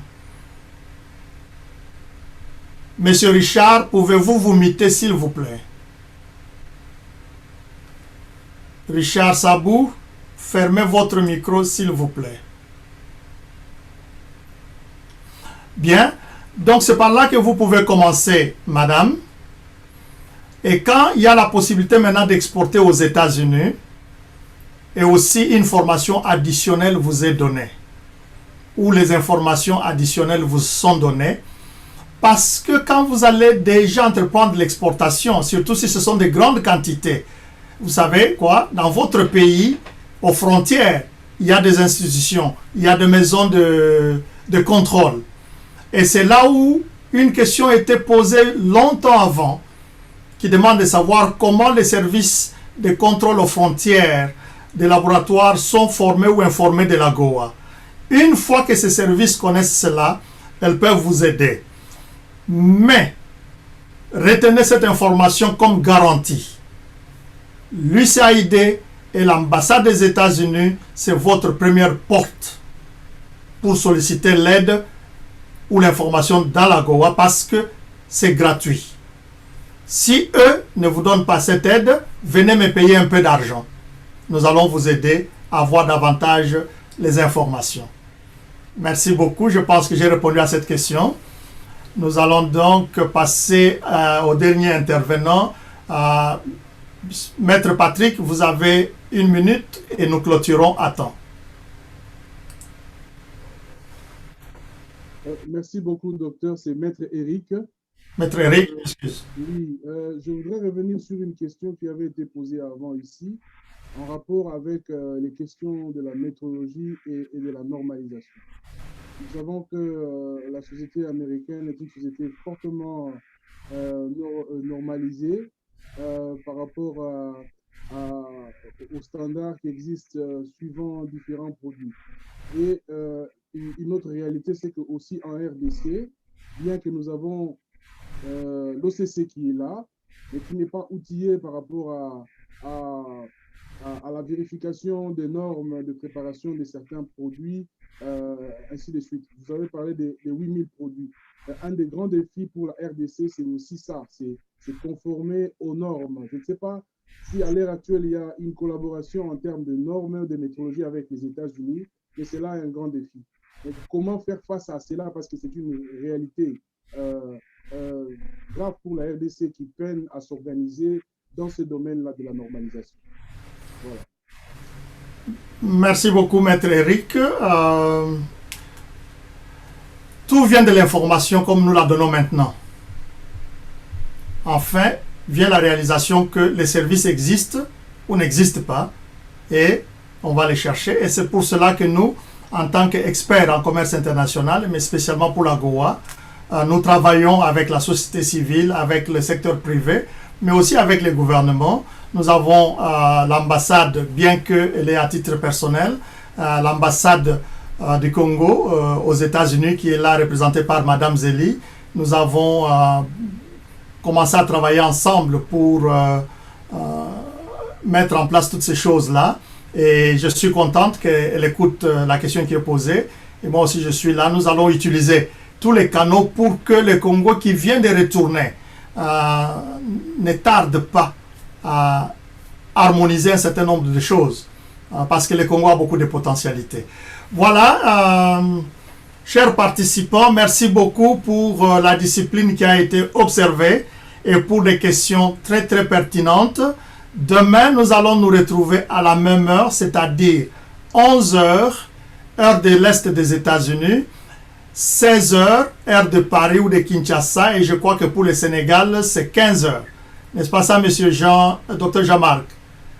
Mais en tout cas, regardez l'invitation, ça va encore venir, et décidez l'heure en fonction de votre fuseau horaire. Ce ne sont pas des matières faciles à déterminer, surtout quand on est en train de vieillir comme nous autres. Voilà. Bien 15 heures. Au Sénégal, c'est bien 15 h. 15 h au Sénégal. Merci beaucoup. Nous nous retrouvons demain à ces heures-là pour entamer les modules sur les financements et d'autres informations avec Marc. Merci et au revoir. Merci beaucoup.